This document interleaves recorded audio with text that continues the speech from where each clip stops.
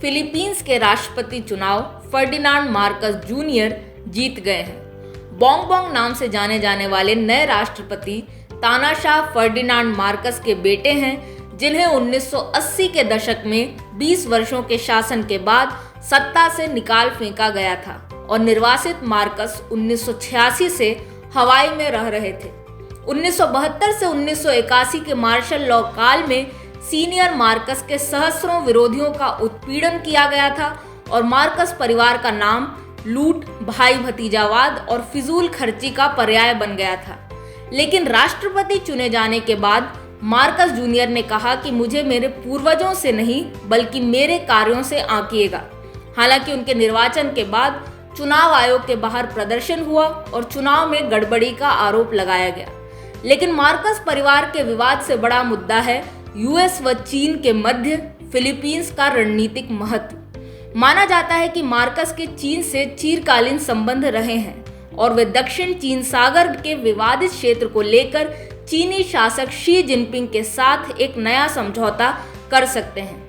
वहीं senior Marcus शासन के पीड़ितों को $2 अरब की लूटी गई राशि का भुगतान करने को लेकर हवाई जिला न्यायालय की अवज्ञा करने के कारण यूएस के साथ मार्कस के संबंध जटिल हैं। 2016 में इंटरनेशनल लॉ ऑफ सी के तहत एक न्यायाधिकरण ने चीन के दावे के विरुद्ध फिलीपींस का समर्थन किया था, जिसे द्वीपों पर बन रहे चीनी सैन्य अधिष्ठानों से चिंतित यूएस व उसके सहयोगी देशों ने स्वीकारा था।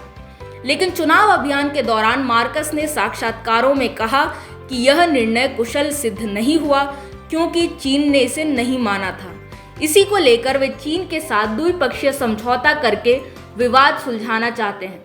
वे यूएस के हस्तक्षेप के विरुद्ध हैं क्योंकि उनका मानना है कि इससे चीन के साथ बात बिगड़ जाएगी। चीनी दूतावास के लोगों को उन्होंने अपना मित्र बताया है और कहा है कि वे लोग इस बारे में बात करते रहते हैं। वे चीन की कई यात्राएं भी कर चुके हैं। न्यायाधिकरण में फिलीपींस के पक्ष का नेतृत्व करने वाले पूर्व सर्वोच्च न्यायालय के न्यायाधीश एंटोनियो कार्पियो ने कहा है कि मार्कस की मुद्रा गद्दारी है। वे फिलीपींस के विरुद्ध चीन का साथ दे रहे हैं। दक्षिण चीन सागर में स्थित पश्चिम फिलीपींस सागर फिलीपींस के अनन्य आर्थिक जोन में आता है, लेकिन उस पर चीन भी दावा करता है। हाल के वर्षों में दोनों देशों के वाहनों के बीच झड़प भी देखने को मिली है। हाल के महीनों में क्षेत्र में चीन के आधिपत्य को रोकने के लिए यूएस ने भी अपनी गतिविधियां बढ़ाई हैं, लेकिन दक्षिण चीन सागर से सटे हांगकांग पर भी अब चीन की पकड़ मजबूत होने लगी है। रविवार को घोषित चुनाव परिणाम में जॉन ली निर्विरोध जीत गए। हांगकांग में लोकतंत्र समर्थक आंदोलन को दबाने में ली ने महत्वपूर्ण भूमिका निभाई थी। 30 वर्षों तक पुलिस बल में काम करने वाले ली को चुनने का उद्देश्य है कि चीन 2019 के विरोध प्रदर्शनों की पुनरावृत्ति नहीं चाहता है और राष्ट्रीय सुरक्षा पर अपनी पकड़ मजबूत करना चाहता है।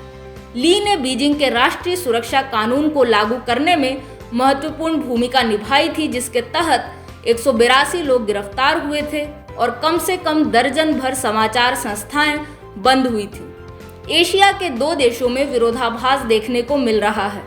एक ओर श्रीलंका है, जहां राजपक्षे परिवार का पुश्तैनी घर जला दिया गया और इसे परिवारवादी राजनीति के अंत के रूप में देखा जा रहा है। वहीं दूसरी ओर फिलीपींस में एक तानाशाह के बेटे को पुनः अवसर मिला है।